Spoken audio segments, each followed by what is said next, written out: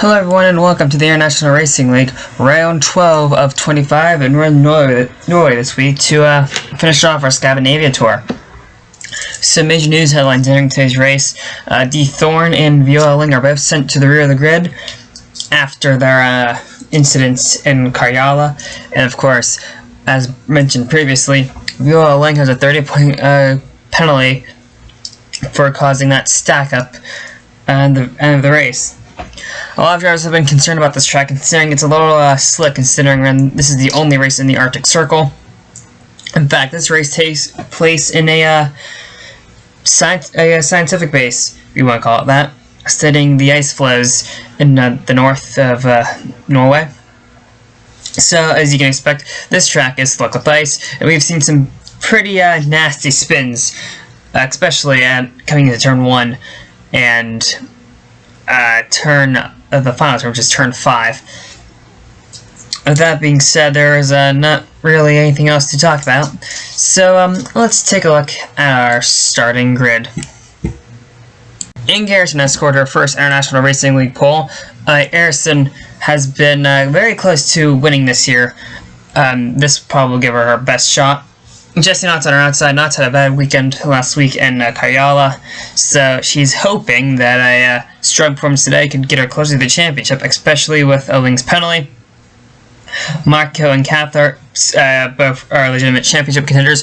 Independents are on row 3 of Rolke and Rutara. Then Bennett and Daniel both have had a struggle year, but Daniel's year is finally coming together. Next, Devin Butler and Masana. Butler and outside Touhou. Masana is basically just going to play rear gunner to Viola Ling, who starts all the way down and last to the penalty. Ivor Panders and Wesley Joel. Panders, a part-time driver. Joel, great qualifying effort from him.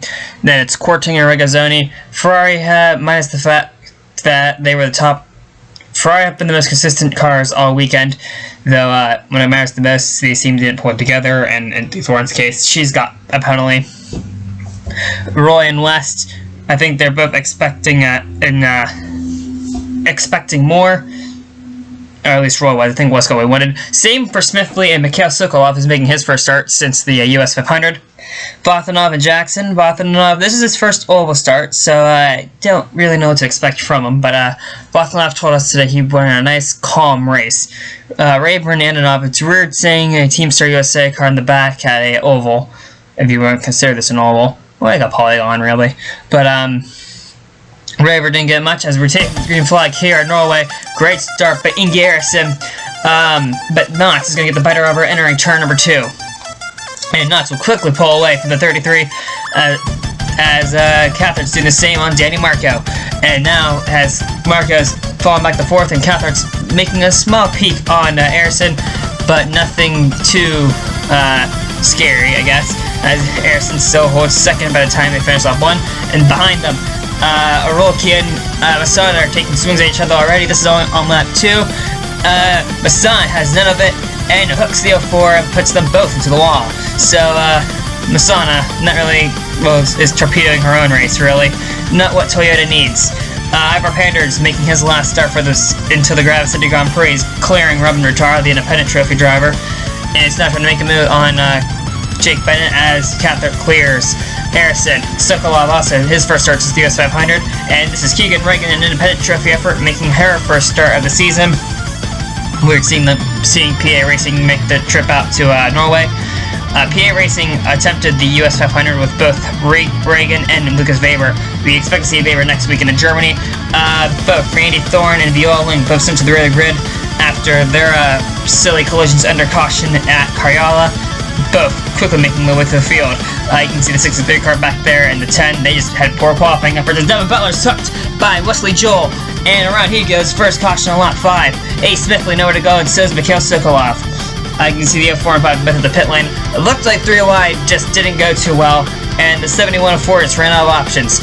And it's a huge disappointment for Sokolov and Ace Smithley as a jam-up ensues, and the 11's gotten damaged along with the 56. 65 and 84 also have damage, so not a good start for a lot of these cars who start in the rear of the field. You can see the 5, the 4, the 80, and the 04 all pitted right before the caution came out.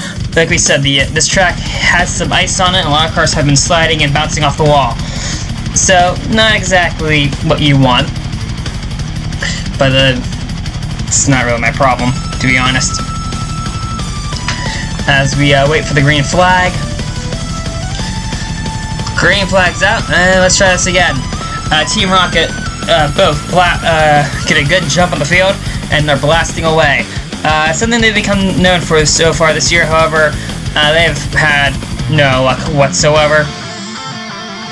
As Jake Bennett has gotten in between Cathar and Rutara, as Nathan Orman's gotten past Bulgar Dennings for 4th, and is now going for 3rd on the fin. Orman has clawed his way through the field. He started deep down and setting around 20th, and is trying to make amends for that. Gonna try to clear Robert Rutara. Rutara is fighting back on the outside. It doesn't help that Jake Bennett's in the way. Though finally, Orman will clear, but the both of them, Bulgar Daniel is in her home race. The Norwegian doing a great job, but she's under attack now by Christopher Regazzoni. Regazzoni looks low, can't really get much of it. Regazzoni has clawed his way through the field rather quickly. The Italian looking to extend his contract, and believe it or not, Brady Thorne's also on a contract here, and the team may not re-sign her, which is kind of surprising. However, I think it's more of the Thorne wants out of Ferrari. At least that's what the team is saying. From the sounds of it, though, they aren't really too happy with how the Thorne has been defending her championship, as Chris Regazzoni is on the inside of Daniels.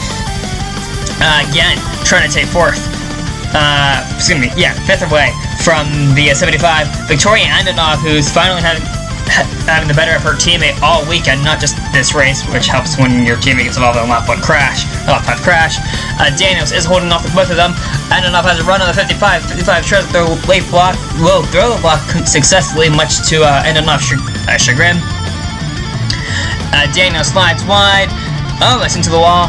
West got the wall in the background, and Regazzoni, looks like Regazzoni finally has the run, entering turn 5. I think this is turn 4. Turn 5 is a little bend right here. Regazzoni clears the 75. No, not quite yet. Daniels is fighting back. She got a great run out into 1, entering 2 now. Regazzoni almost took a swipe at her. Entering 3. This track is weird with turn numbers. Some people say there's 5, some people say there's 6. Speaking of Brandy Thorne, she's up inside the top 20, making a move on David Bison for, it looks like, 10th. So, great run made for the both of them. Meanwhile, back up with her teammate, Victoria Antonov is working over the 55. Down this little straightaway. If you can get a good run out of that last turn, you're going to get a great run into here. It was just 5, and then 6, whatever turn number this is, I don't care anymore. Truck officials have been very sketchy with the corner names here. We do know this is turn 1. That little right hand kink. Entering turn 2. Still side by side. Kyle West starting to make a 3 wide. Turn 3 here. Looks like Regazzoni is going to clear them. So this side by side now. West and Antonov coming down to turn 4, and then turn 5 is that last little right hand bend. Again, the reason why some people say there's 6, because some people think that turn 1 is 2 turns, like a traditional oval. At least we've been told it's 5 turns. We being the World Sports Network. As Silly Souza and Ryan Raver having good runs. They're upside the top 15, and they're right outside the top 15. So good runs for the Brazilian and for the American and the German of Tim Korting, who Korting and Evans have been luckless this year, which is a shame because they have shown true speed, but they are too busy getting driven into a wall. Matthew Evans already has the front ripped off to that earlier caution. You can see Inge Eriksson's in the background. Eriksson's crew kind of dropped the ball. As Raver finally has a run on Silly Souza, looks like he'll clear the Brazilian. Souza is still on the outside and going to make a run on him. Korting shoving the 35 car along, I think just trying to get him out of the way. But Souza will hold the spot. Jesse Knox and James Cathar at the business end of the field are running away by a lot. Orman is trying his best to run the 2 down. Aiden Jackson in 12th. Casper Ackerman in 15th. Good run by the Gary Snyder cars. Vladimir Vapanov, first oval start for him. Oh, this isn't really an oval, but we get the point. Vapanov, first start for him on the ovals, doing quite well. The Road Endurance Championship star. Came in here with an open mind, and I think he's doing quite well for himself. His next big test will be the Speedway at Eurospeed in Germany, Eurospeedway, which is next race, as Edmund Berlin hits the pit lane. Again, another driver having kind of a luckless season. Ericsson in a swarm is trying to get past 3 Chevys. 2 of them are factory, 1 of them isn't, and well, no, she's not. Can't imagine her engine overheating in the Arctic Circle, but day done for the pole sitter, which is a shame. She was looking for a first start. Caution 2, lap 33. Ericsson's gonna pull the car off to the side and get a stop, but that's nowhere near any marshals. And hey, look, there's Jesse Knotts. Green flag, lap 39. Both team mark cars still late after pit stops. Then Rotara, that is Orman, D. Thorne, who's up inside the top 5 after being relegated to the rear of the field. Antonov, Grainer, Lang, Regazzoni, and Vatanov as we take the green. Clear sailing. Looks like no one's in the wall in the background. Both Team Rocket cars are going to get away quite well once again. Those Lenards are really fired up, which is, well, kind of something you need. As 70 slips up the racetrack, Kathler has a run. I think Berlin got the one in the background. Here comes Rotara. Robin Rotara will run down entering turn 4 alongside the 70. The 70 starts a bit wide. Rotara keeps his foot in it. I think he's going to get the lead, have him at the line. Yes, he will. Robin Rotara leads his first lap in International Racing League competition. Though, not to the run on the outside. And Kathler hooks the 7. And the 7 is in the wall. We're going to crash in the back. Second place, first and second had just wiped each other out. Mainly James Kathler just dumped the Alfa Romeo.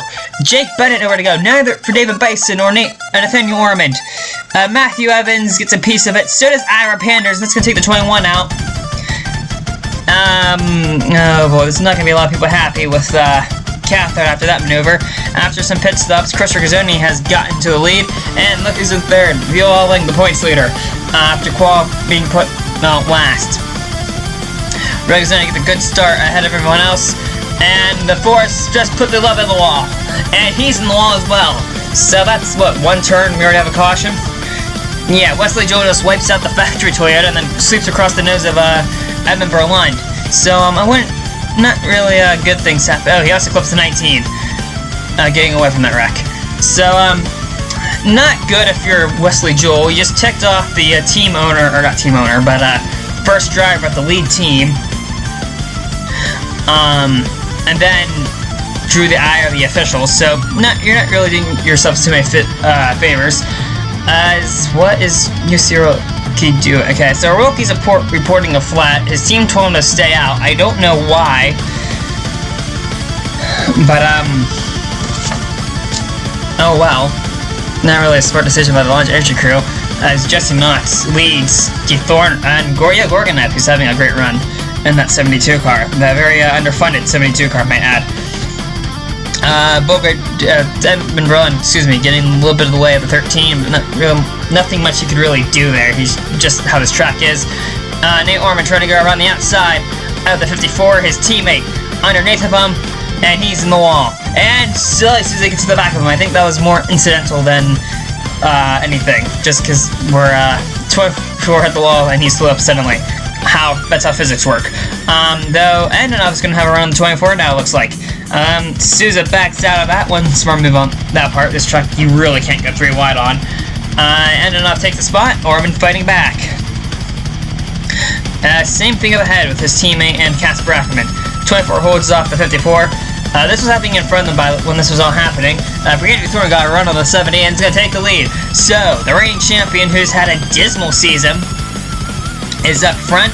And, excuse me, the 70 ohm has whacked the wall down. Keegan Reagan is going for third in the background on an independent as Orman hits the pits after whacking the wall. We get the 72 and 55 body checking, apparently. Anyway, Thorne now under attack once again from Jesse Knox. That 70 car has been all over the place. There might have been contact. Thorne has one to the wall, but here comes Jesse Knox. This is Sweden all over again. Knots will take the spot back as Lou Grainer's day is done, apparently. They're under the, there's people underneath that car looking at underneath of it.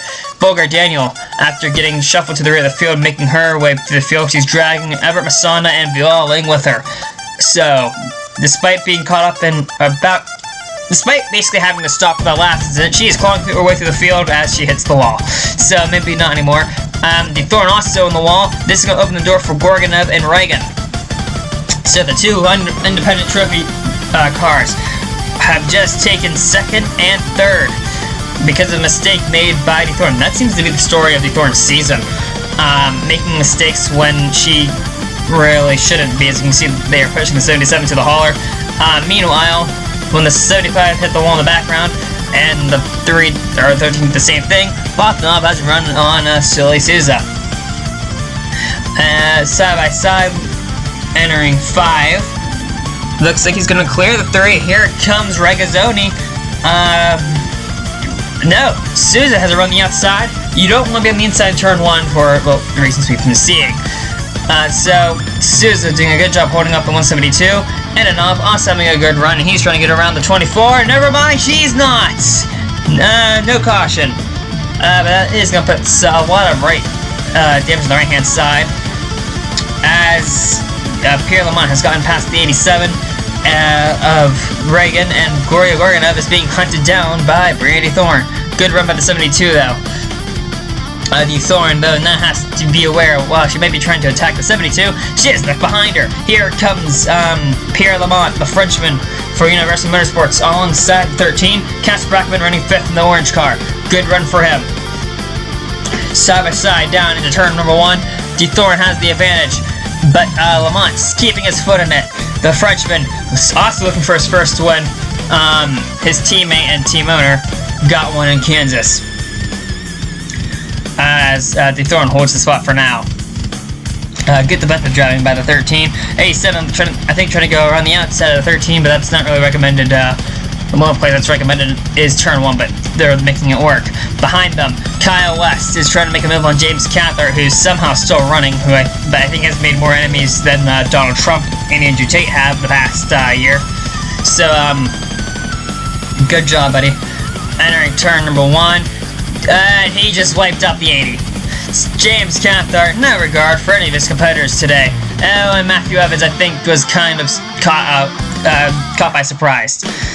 So, Matthew Evans' day just keeps on getting from bad to worse. Green flag, restart on lap 69.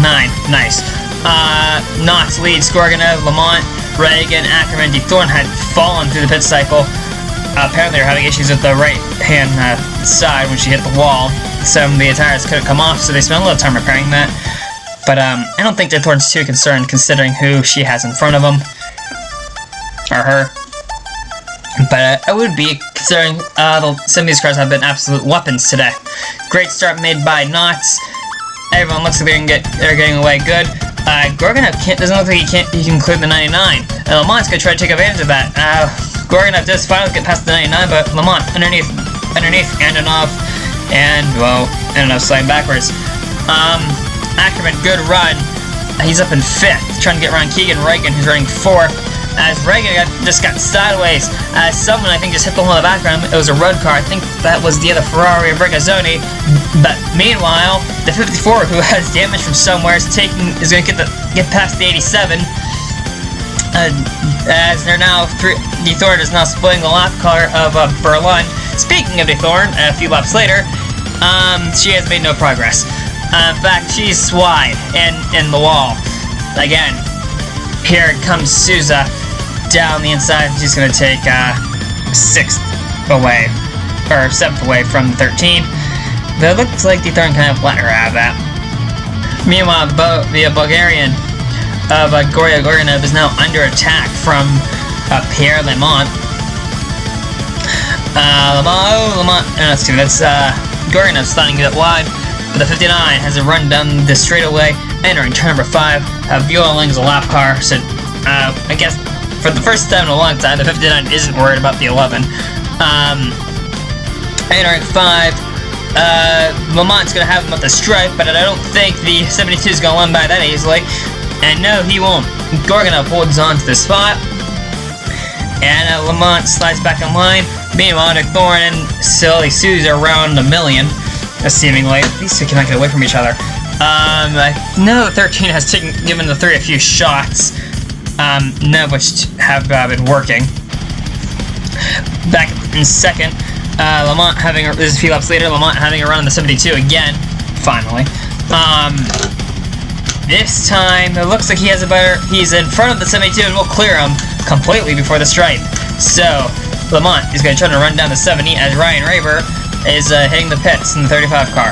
We haven't seen a lot of green flag pit stops because of how many cautions there are. Meanwhile, the 55 car is absolutely flying. Trying to make a, oh, that's a late move on Ackerman. Ackerman saw him at the last second. I think Racin backs out of that one to prevent an accident. But he's going to have another run on the Dutchman and take 5th. Now going after 4th is who is currently being, that spot's currently being held by Keegan Reagan, the Pittsburgh driver. A lot of drivers from Pittsburgh in the series, however that's because the series home is in Pittsburgh, Pennsylvania. In fact, that's where the Hall of Fame is, as Regazzoni on the inside of car 87 and clears Reagan. So Regazzoni flying through the field. Here's everyone's favorite team rocket car blowing up. Cathart, his day is going to go to end mercifully, to put it lightly. Better than being punted in the wall, I guess, as it's a 6 caution on lap 93. This is a 165 lap race, and we've had most of this race has been run under caution. After another round of pit stops where the Ferraris again the Ferrari pit crew again let down the drivers, Jesse Knotts leads over the two independents, Casper Ackerman, who has no business of being up here, and Pierre Lamont. Casper Ackerman's something we've noticed, along with Aiden Jackson. They've always been under the radar. They always know how to bring their cars home. It's something that I think a few drivers in the series could learn. It's green flag. Knotts gets away cleanly. Knotts gets away cleanly. Reagan doesn't, and the 11 slipped in front of her. As Pierre Lamont making a move on Casper Ackerman. This is for 4th. Gorgonov's all over the place in the front of him. Lamont in front of, take 4th away from Ackerman, as the two independents, or excuse me, that's 3rd, or 4th, yeah, excuse me, that is 4th, I can count positions. Gorgonov holds off Reagan, but now he's going to try to find a way to clear the lap car of Viola Link as Orman makes a look underneath Casper Ackerman. Here comes Lamont. He's going for 3rd. Reagan gives him space. Ackerman in the wall. And here comes Lamont to take 3rd. So the Frenchman climbing his way through the field once again, because the Universal Motorsports pit crew can't get out of their own way. 3 widener in turn 4. This hasn't gone well earlier in the race. I don't think it's going to go well again. Boger Daniels, that's Souza and Kyle West contact. The 73 gets into the 80, and around goes the American. Anyway, Ace Smithley didn't fit in the last caution. I don't know what I wonder if the Roy Inc. crew think is just going to be a crash fest for the rest of the race. Wouldn't put it past them. The Chevrolets this year have kind of been trash, to put it lightly. So, Smithley, I think, is just hoping for some chaos behind her. Green flag, and she was sleeping on the restart. There's no way around it. As Smithley is holding lane for now, there's a crash behind them. No caution, surprisingly, but that's several cars on the wall. Bothanov, Evans, and someone else. As Jesse Knotts finally is going underneath the 14, as we got 3 wide, 4 wide over the place in the background. Gorgonov's in the wall. I think Reagan put him in the wall. Here's a replay of what happened. The 70 just didn't get going, slides into the 3, which sends him into that horribly placed wall. And that is Andonov, Orolki, Bothanov, and Aiden Jackson. That's going to take the 10 out of the race. Ackerman trying to make the move of the 59. We got several cars in the wall ahead of him. 72 passes off the inside wall into the back of the 54. And that's a caution. And Casper Ackerman's day is done, along with Gorgonov. Here's what causes it. The 13 and 87 are taking shots at each other. The 87 gets put in the wall. Souza drives into the 87, which puts him into the 72. Reagan apparently isn't happy with the 13 and just straight up jumps 13 in return 4. That is not going to go well with the officials whatsoever. Nor is it going to go well with the Thorn. Here's the entire lap beforehand, and yeah. The 87 looks like the entire time was trying to wreck the 13. The Thorn has none of that, shoves the 87 to the outside wall, and you can see Keegan Reagan's going to get a penalty for her dumping the Thorn. And then this is where it gets a bit silly. Reagan just lays on the bumper of the 13 and just makes a hard left. And Brandy Thorne's good run, just something that she has had none of, goes awry really quickly. Meanwhile, Jesse Knox is going to lead the field to the green flag. Let's try to get more than a few green flag laps in before we wipe out the entire field. The Thorn didn't pit, neither did Bothanov, despite those two getting wiped out. Smithley, no one really pitted Smithley didn't pit, Nuts didn't pit either. However, Nuts also wasn't caught up in 20 wrecks in 2 laps. Smithley also didn't pit for some reason, but I think Roy is just trying to gain positions, but that 14 car is slow, which allows Nuts to make a quick getaway. Surprising, the field doesn't get jammed up this time. Not many laps left, just about 50. Just over 50. So maybe we can get, never mind, the Thorn's in the wall in the background. Brandy Thorn, let's see, Nathan Norman just threw it in there and wipes out the 13 in 172. And that's another car to the hall. I don't know how it's going to be really crowded after this race. After cars use their brains and pit, the top 10 looks to be Jesse Knox, Everett Masana, Sully Souza, Kyle West, who has been put in the wall more times than not today, Pierre Lemont, Chris Rigazzini, Keegan Reagan, Ace Smithley, Bolger Daniels, and Brandy Thorn. About half of those cars are actually on the pace, and a quarter of the ones who are on the pace don't have damage. So, I think every car's a dent at some point. Minus the 70. The 70 really hasn't hit anything. It looks like Everett Masana, after a lap 1 rampage on UC Rolfi, has calmed down. Knox drives away from the field, though. Everett Masana keeps pace with the 70, though Edmund Berlin being there is kind of making life slightly difficult. Looks like this time we finally get away with everyone smashing through people. So north now, Ace Smithley is now the fastest car on the racetrack after getting this tie. So I wonder if they made an adjustment to that 14 car to fix it. However, she's kind of stuck behind traffic, mainly she was behind the 75 car of Bolger Daniels, who's trying to get around Edmund Berlin, who's on the outside. Berlin tagged 75, and around goes both of them. That's not a world race to try either, I don't think. Under this caution, Pierre Lemont had to go into the pits, and they had the hood up for a while on this 59 car, and Pierre Lamont's great day will go down the drain. Meanwhile, Bolger Daniels, after getting spun out, he doesn't pit and leads the race. So the Norwegian looking for another win, her second win this year, as the Berlin's called to the hauler, not surprisingly. The Norwegian looking for a second win of the season, though Jesse Knox already has run the 75. All 3 of them, the top 3, got a good start. Though Daniels is going to hold on for a little bit. So good run. Nice defense by the 75, but it's not going to last long. Knox and Masana are just going to blow by the poor Norwegian down the straightaway. Also, like I mentioned, I was mistaken. The 59 is still on the track, just in the background. Meanwhile, Aiden Jackson is trying to get around the 99 and 35. Excuse me. Jackson, great run, mate, today. Something that really doesn't happen much of that Gary Snyder team. He almost hit the wall. I think he's not about to get freight trained. Never mind, he got a good run. But we don't know the fate of the Gary Snyder team. We do know the fate of Ferrari, though. They're definitely sticking around. They are funded. And Chris Rigazzoni is flying through the field. In fact, in about 5 laps, he's on the bumper of 3rd place, Bolger Daniels. So Chris Rigazzoni might not be this race might not be over. So Rigazzoni, though, he does have to get past the 75 car, who it's still on the pace. Daniel is on the leader's pace, but Daniel's still doing a good job, and I think it's gonna make the 55's life absolutely miserable.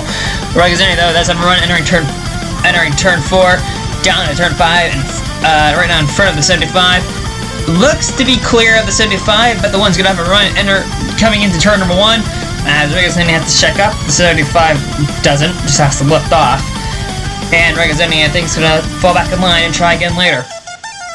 So nice defense made by the Norwegian as Raver gets past the 87. Don't think that's for position though. Here's Kyle West now trying to get around the 172 and 24.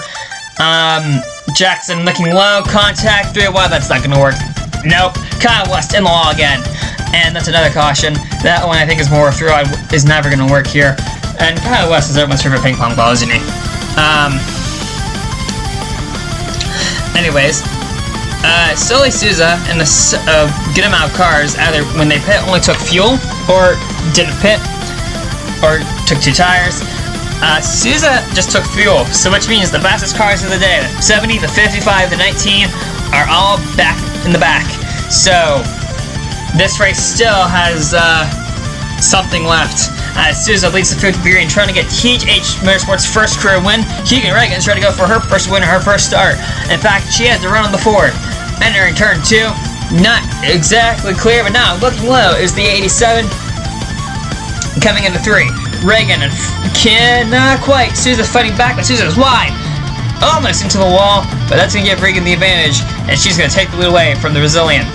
Still a good run for the 3, as Aiden Jackson, I think, just hit the wall.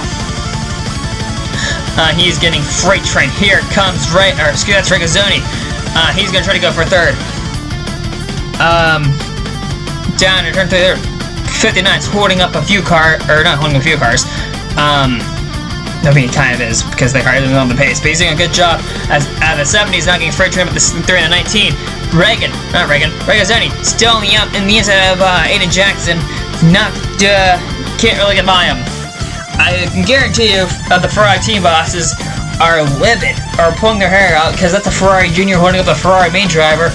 But Aiden Jackson's racing for himself at the moment. I think he wants that spot.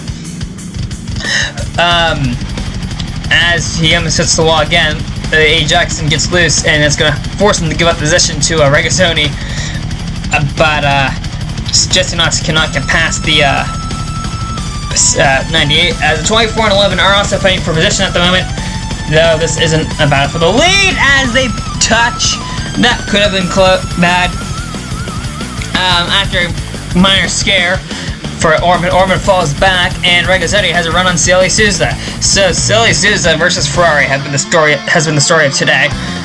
This time though, it's against the much more hungrier Italian. Regazzoni has several poles in his career, never a win. And I think today is his best chance. Underneath the Brazilian, Souza they have a gap because the 2 Universe Motorsport cars are holding up Knox. As now looks like if he can clear them in turn 5, yeah. Regazzoni have Souza as the 70. I think just bully the 70 out of the way. Now the top 3 are all under a blanket.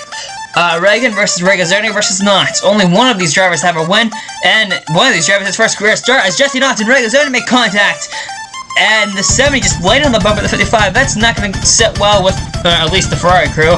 But Knox doesn't really have a run and is forced to fall back in line. Though I think she thought about making a dive bomb. Regazzoni still sits behind the 87 of Reagan, trying everything he can to sink the American into giving up the position, but Keegan Reagan has basically been a stone wall. Regazzoni has a run on the 87, side by side, but I don't think he has the momentum, and Jesse Knox is going to try to go around the outside of the 55. Regazzoni goes from an offensive move to a defensive move, but Knox is still there, side by side, exiting 4, that's 3, entering 4 now. Knox takes 2nd, and now Jesse Knox is looking low on the 87. Can't exactly get there. Now she can. This is about for the lead. Reagan and Knox on the inside, Reagan on the outside. Well, Reagan has the preferred line and holds on to the lead, but Knox is still on her inside. Jesse Knox doing all she can to try to take the lead and gain ever closer to Viola Lang, who's been struggling this weekend, to put it lightly. Racin a bit wide, and this is drawing in the 19 and 14. So the top 5 all in one shot. Knots again trying to make a move on the 87. This time, I think she's gonna have him clear by the time they enter 4. Yes. So the 70 back up front, and Racin I think is trying to follow, and looks like he will. Meanwhile, Silly Souza has fallen back a bit. Kind of a shame. Oh wait, he's slowing. That might be why. 3 has a flat tire. Orman runs in the back for nowhere to go, and this is gonna draw another caution. So that's probably the reason why Sully had some issues on the start. Caution 12, lap 157. Not many laps left. We're gonna have 3 to go when we take or 4 to go when we take the green flag. Buckle up. All the lap cars moved out of the way, or put in the rear of the field. Usually, most likely given the laps back. So we're not done yet, are we? Not waiting for the signal to go. Exiting turn 5. Green flag. Let's see. Fortune doing a good start as always. Reagan and Bogart Daniels did. Knots gets Sana and Racin got decent good getaways in the back of the field. The 13 jamming up everyone. Souza on fresh tires tries to make a peek on the 35. Contact. They had 30 in the wall, and so is the 35. Yikes. Meanwhile, Masana has a problem with 70, and she's gonna clear the 70. So Everett Masana, who has yet to lead a lap all season, has just taken the lead away from the Team Rocket car. Something that's been very difficult to do. Not can she hold on to is the question. 3 to go. Not trying everything in her power to get past this 19. Racin is hoping they've crashed. Because if they crash, well then that's his position. Masana gonna take the third line away from the 70. The 70 can go on the outside, but doesn't have the run, it looks like. No. Masana is taking away all of the third line that Knox wants and using them against her. I think the 87 has a run on the 35 in the back, but that really doesn't matter. It's a battle for the lead, the battle for the win. And this is what Toyota wants out of Masana. The 13's in the pits. 2 to go. Toyota needs Masana to do as much point damage points-wise to the 70 and any other of Viola Link's competitors. Granted, it helps that most of them have crashed out at some point today, but the 70 is still a realistic title shot, no matter how bad her inconsistency has been. Down the straightaway, entering turn 5. Looks like Knox is gonna look on the inside of the 19 and gonna try to clear Masana. Entering turn 5 at the stripe, it's gonna be Jesse Knox. White flag here in Norway. But Masana has the third line. I think made some small contact and just unsettled the 70 just a little bit. Knox still on the outside, giving it or inside, giving it all her worth. Masana's pulling away. Masana got a great run out of turn 2. Or whatever turn number that was, I'm not paying attention. Entering, I think, 3 now. Yes, turn 3. Masana in front of Knox. Bogart Daniels, the Norwegian, is closing in on the 3. On the top 3, making a move on. Racin is entering turn 5. Knox looks slow. I don't think she's close enough. Everett Masana is gonna win here in Norway, denying Jesse Knox of what should have been a victory behind them. This is Bogart Daniels, who had a hell of a run out of 3, entering 4 alongside the 75, and will take 3rd, the last podium spot in her home race on the last lap. What a run made by Bogart Daniels. Keegan Reagan, after starting 28th, gets 5th. Viola Ling, despite being having crash damage, comes home 6th after starting last. And Nate Orman, 7th. Vladimir Bothanov, in his first oval start, 8th. Edmund Berlund, 9th. Shows you what you can do when you get out of Seattle travel. Aiden Jackson gets another top 10, and Pierre Lamont finishes 11th despite having engine issues. Raver and West, good runs for them. So does Ananov swiftly. He she didn't really gain many positions, but still a good run for her. Susan dethroned with the last car still running. With all that being said and all the chaos, let's see how that's shaking up the driver standing. Viola Ling still holds her points lead, granted it is significantly smaller than it was earlier. Bulgard Daniel and member Masana have both made gains, so I don't think Masana is really racing for a championship. I think she's more racing for a contract and to help Toyota. Cather and Bennett both fallen a bit, same as Marco. Knotts has climbed, Orman has climbed, Butler and Harrison have both fallen. As you can see, the field has shaken up a substantial amount, considering the chaos today, but the series will be back in Germany for the 13th round and the final round for the Grafix City Grand Prix. It is worth noting that the top 30 cars exiting the round of Germany in the point standings are automatically locked in. 30th is held by Ivan Carson, the Independence Trophy contestant, and 31st is Sully Souza. If Souza wants to gain a automatic entry into that race, she needs 12 more points. On that note, we will see you next time.